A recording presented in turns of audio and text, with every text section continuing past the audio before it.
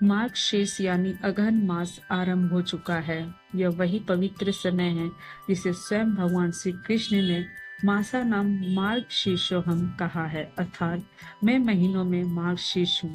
यह महीना 4 दिसंबर तक रहेगा और इसे विशेष रूप से श्री कृष्ण की उपासना, श्रीमद् भगवद गीता और महाभारत के श्रवण पठन के लिए श्रेष्ठ माना गया है।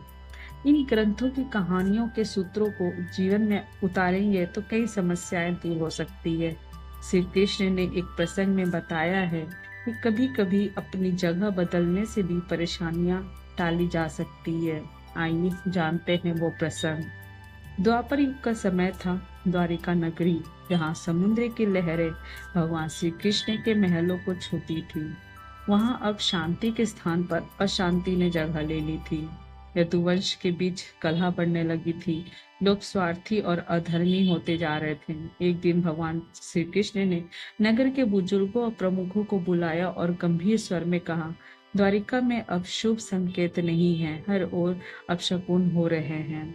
ऋषियों के श्राप ने हमारे कुल को घेर लिया है और अब इस श्राप से बचना कठिन है। इन सब का मुख्य कारण यह है कि ऋषियों ने हमारे कुल को श्राप दिया है और इस श्राप को टालना बहुत मुश्किल है।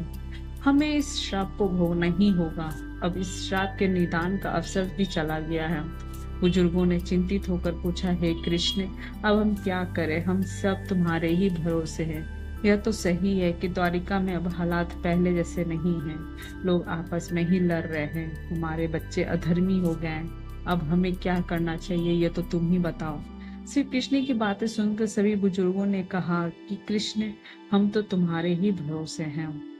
श्री कृष्ण बोले कि अगर हम अपने प्राणों की रक्षा करना चाहते हैं तो हमें ये जगह छोड़ देनी चाहिए। स्थान से मोह होता है, लेकिन अगर वो स्थान हमारे लिए विपरीत हो जाए, हमें वो दुख देने लगे, तो उस स्थान को छोड़ देने में ही भलाई है।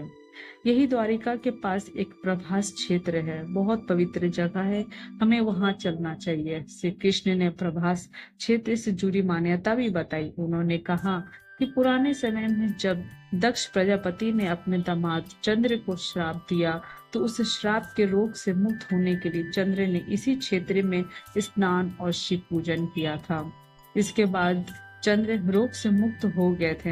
हम भी वहां स्नान करेंगे, पितरों के लिए तर्पण करेंगे, सत्संग सुनेंगे और संकटों से मुक्त होने के लिए जो आत्म बल चाहिए वो उस स्थान से मिलेगा। श्री कृष्ण के समझाने के बाद द्वारिका के लोग प्रभास क्षेत्र में चले गए थे। आइए जानते हैं इस प्रसंग से हमें क्या संदेश मिलता है। श्री कृष्ण ने इस प्रसंग में संदेश दिया है कि जब हमें ऐसा लगे कि विपरीत समय हो गया है और बहुत प्रयास करने के बाद भी हालात नहीं बदल रहे हैं, तो हमें अपनी जगह भी बदल कर देखना चाहिए। कभी कभी जगह बदलने से भी हमारी समस्याएं दूर हो सकती है। जीवन में सकारात्मक बदलाव के लिए ध्यान रखें कुछ बातें। सबसे पहली बात तो ये कि सही लोगों का चयन करें।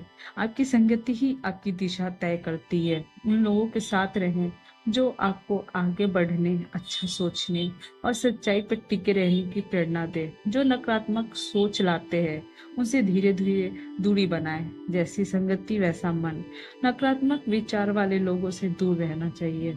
दूसरा कि परिवर्तन से बिल्कुल भी ना डरे। अगर कोई जगह, नौकरी, रिश्ता या आदत आपको तकलीफ दे रही है तो उससे दूर होना कमजोरी नहीं, ये साहस और बुद्धिमत्ता का संकेत है।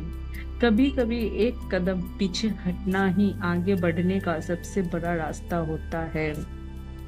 तीसरी बात ध्यान रखें कि शारीरिक और मानसिक पवित्रता बनाए रखें। श्री कृष्ण ने प्रभास क्षेत्र में रोज स्नान और तर्पण करने की बात कही थी, यानी कि ये केवल शरीर की नहीं बल्कि मन की सफाई का प्रतीक है। हर दिन अपने भीतर झांकिए, नकारात्मक विचारों का तर्पण कीजिए, क्रोध और द्वेष को क्षमा में बदल लीजिए।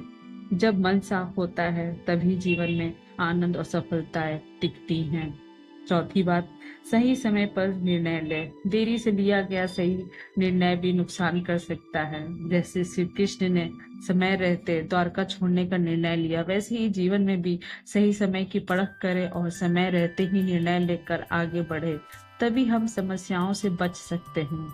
मार्गशीर्ष मास का ये पवित्र काल हमें याद दिलाता है कि जीवन में परिवर्तन, भक्ति और आत्म विकास का समय कभी खत्म नहीं होता।